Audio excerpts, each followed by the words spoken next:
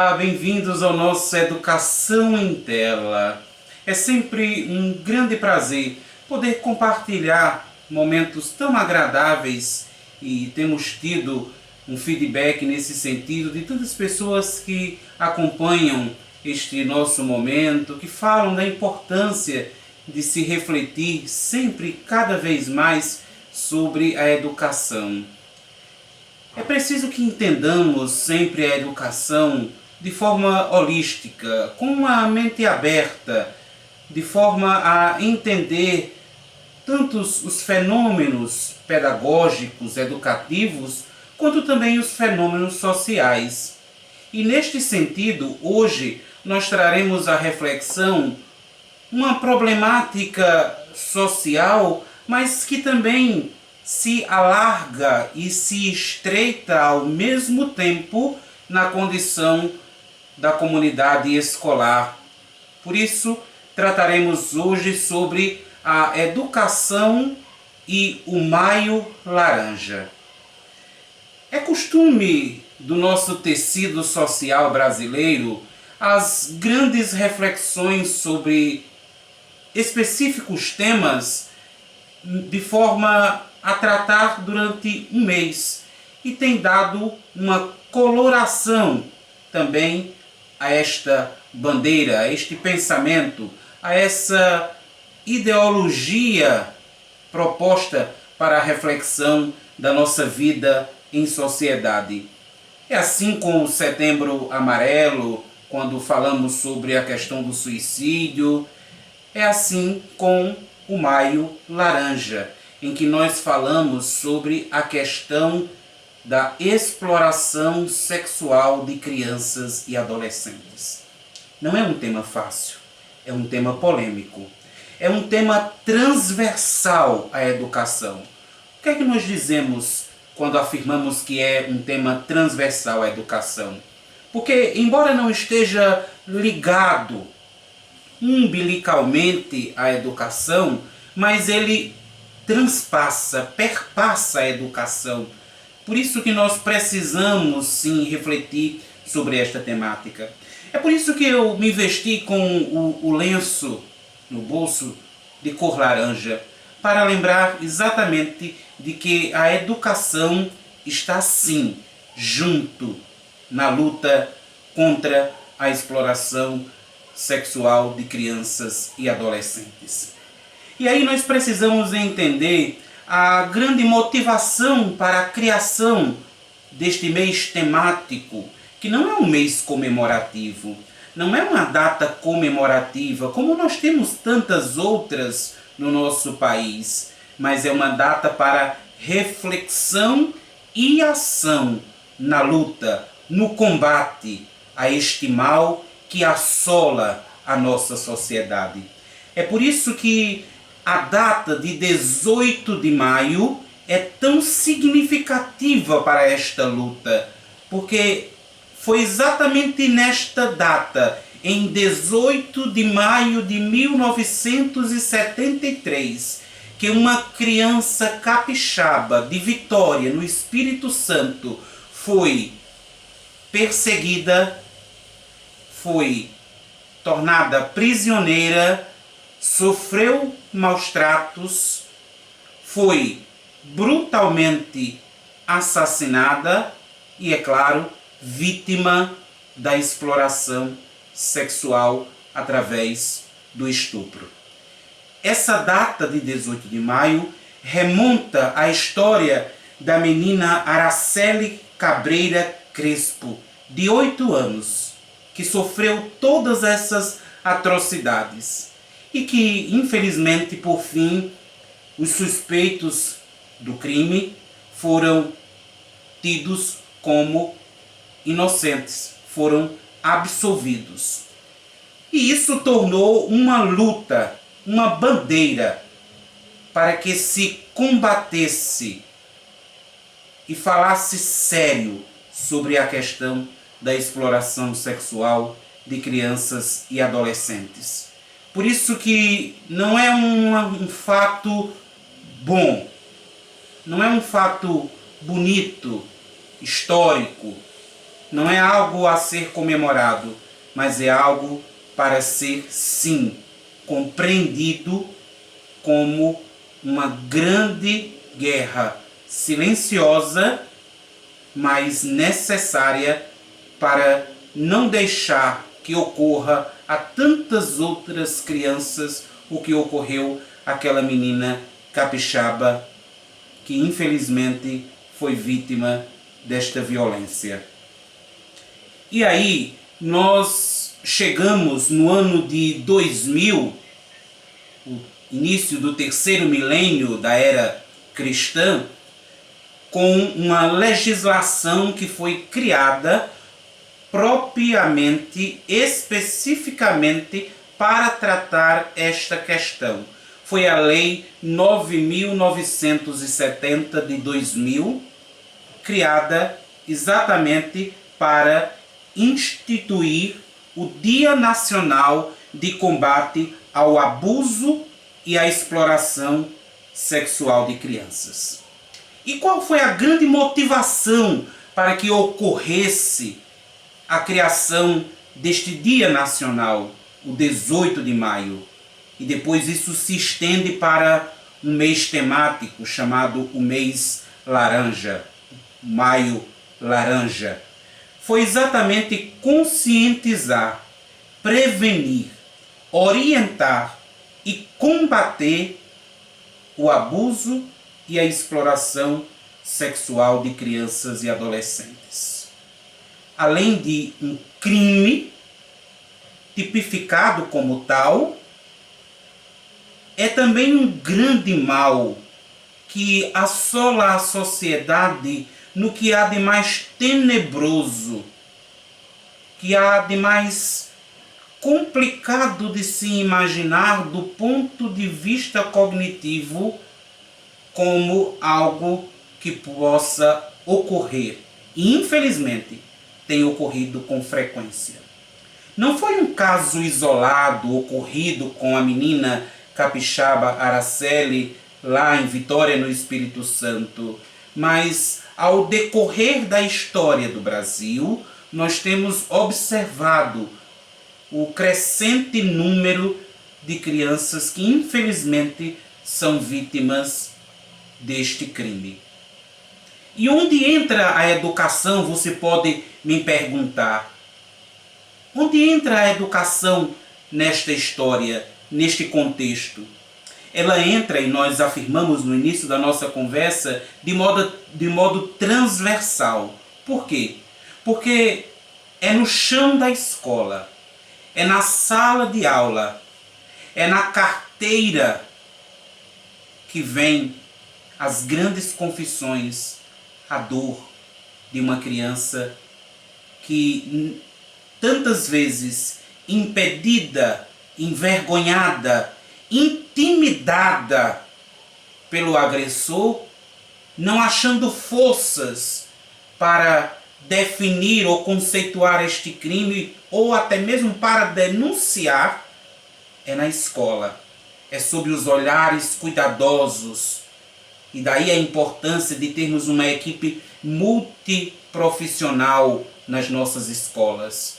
Porque quando se tem essa condição, mesmo em escolas públicas, nós precisamos ter um psicólogo, um assistente social, um psicopedagogo, um profissional que esteja capacitado e atento para observar os sinais que porventura uma criança venha a apresentar, para entender que por trás daquela ação esteja talvez a necessidade de uma denúncia de um crime, ou que está em andamento, ou que já tenha ocorrido. E para isso, corroboram infelizmente as estatísticas no Brasil, e olhe que elas não são nada animadoras. De 2011 a 2019, foram registradas mais de 200.000 denúncias na Ouvidoria Nacional dos Direitos Humanos, através do telefone Disque Denúncia 100.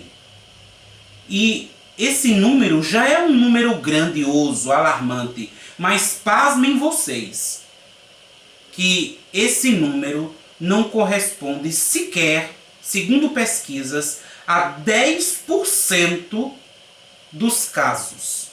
Ou seja, se nós temos 200 mil, que já é um número assustador, as pesquisas apontam que, infelizmente, apenas 10% dos casos são notificados, chegando ao impressionante e lastimável número de 2 milhões de casos de abuso sexual entre 2011 e 2019 contra as nossas crianças e adolescentes, contra o futuro da nossa nação, contra os pequenos, contra aqueles que são mais vulneráveis, que tantas vezes sequer têm como se defender. É por isso que a educação entra nesta história e neste contexto para mudar uma realidade sofrível que infelizmente está presente e que nós precisamos sim falar, refletir e, acima de tudo, nos unir nesta luta, neste combate contra o abuso e a exploração de menores. E aí há duas modalidades que são, segundo as pesquisas, entendidas como modalidades deste crime que ocorre, às vezes de forma muito silenciosa. E isso ocorre intrafamiliar, ou seja, esses abusos podem ocorrer na modalidade intrafamiliar, ou seja, dentro da família, dentro do seio da família, aonde em tese se deveria ter o cuidado, o zelo, a proteção. Por vezes é, infelizmente, aí que mora literalmente o perigo. E estes casos intrafamiliares, que às vezes ocorre numa condição de consanguinidade, ou seja, é um pai, é um irmão, é um avô, é um tio, é um parente mais próximo, que tem ali uma certa intimidade com a vítima, que pode, infelizmente, criar um certo laço para que a criança ou o adolescente caia naquele laço, naquela conversa, naquela sedução. E isso, infelizmente, é comum, mas não é natural. Nós não podemos aceitar. E é por isso que a educação precisa estar muito atenta a estas condições, sobretudo condições psicológicas das nossas crianças e dos nossos adolescentes. Então, uma outra situação em que ocorre este crime seria na modalidade que nós entendemos como extrafamiliar. Se intrafamiliar é essa presença de alguém que está dentro de casa, na condição da modalidade extrafamiliar é o que está ao redor.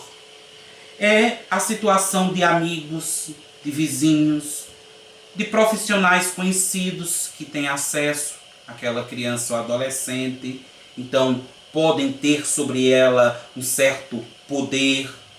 Então, essa condição extrafamiliar nos pede que nós abramos os olhos cada vez mais. Sabe aquela história que as nossas mães sempre nos dizem? E, sobretudo, algumas gerações passadas, isso era muito comum. Meu filho, com quem você anda? Meu filho, vai para onde? Minha filha, esse amiguinho, quem é? Qual é a procedência? Não é uma questão social, não é uma questão de status, mas é de entender, de buscar o conhecimento e de criar condições favoráveis para que ocorra uma proteção devida e necessária às nossas crianças e adolescentes. Isso tudo ocorre sob os olhares atentos de uma vasta legislação, inclusive o Estatuto da Criança e do Adolescente, que garante às nossas crianças e adolescentes a proteção do Estado, garante a segurança. E quanto aos pais e responsáveis, o Estatuto da Criança e dos Adolescentes, o ECA, nos diz que os pais ou responsáveis têm a obrigação, o dever de cuidar, de proteger, de zelar por estas personalidades que ainda estão, muitas delas, em construção e necessitam, sim, de muita atenção. Este tema parece um tema polêmico, um tema atual, infelizmente sempre atual, e um tema que não seja afeito à educação diretamente. Mas é um tema em que nos é muito caro, porque nós, educadores, precisamos ter sensibilidade. Quando nós dizemos que um bom profissional, quer da educação, quer de qualquer outra área, precisa ter empatia, isso não é um clichê, não. Isso é uma verdade. É por isso que educadores, profissionais da educação, precisam sim ter uma sensibilidade de entender a criança, de entender o adolescente, de ver os sinais que às vezes a pessoa apresenta, porque o crime ocorre no silêncio, às vezes por pressão ou intimidação do agressor, e a vítima com medo até mesmo às vezes da questão da morte, porque ela é literalmente posta a uma condição de que se você falar você vai morrer. Então tudo isso precisa ser muito bem visto, muito bem esclarecido, para que nós cuidemos das nossas crianças e adolescentes. É por isso que nós reiteramos e repetimos sempre de que é necessário que a ambiência escolar, que a comunidade escolar, que o ambiente escolar seja propício para criar, para educar, não somente o cognitivo, mas também aquilo que nós estamos acostumados a entender como as condições socioemocionais. Se nós temos esta experiência, se nós temos esta condição de sensibilidade, de entender até mesmo as emoções, uma criança que era extrovertida e de repente está ali caladinha, mais quieta, reservada, procure saber, procure entender, procure mergulhar na história para buscar orientar da melhor maneira. É necessário que todos, enquanto membros de uma sociedade, estejamos engajados nesta luta. E aí a educação pode tomar a dianteira desta luta? Pode sim, mas a família precisa estar muito consciente nesta luta, envolta nesta batalha, nesta guerra. Todas as outras instituições, religiosas ou não, todas as outras configurações da sociedade precisam conhecer esta realidade e unir-se para que o 18 de maio não seja uma data, mas seja sim uma bandeira de luta. E aí nos vestiremos de laranja, e aí nos vestiremos de respeito, de cuidado, de proteção, de zelo. E aí nós teremos sim condição de educar melhor e de buscar sempre uma qualidade de vida para as nossas crianças e os nossos adolescentes. Muito obrigado Espero que vocês tenham gostado. Se você gostou, curte lá o nosso vídeo nas nossas redes sociais. Comenta lá o que você achou do tema, se você concorda ou discorda, ou, se possível, compartilhe para que outras pessoas também tenham acesso a esse conteúdo. Porque aqui, sempre, todas as segundas-feiras, às 17 horas, estaremos sempre juntos no Educação em Tela.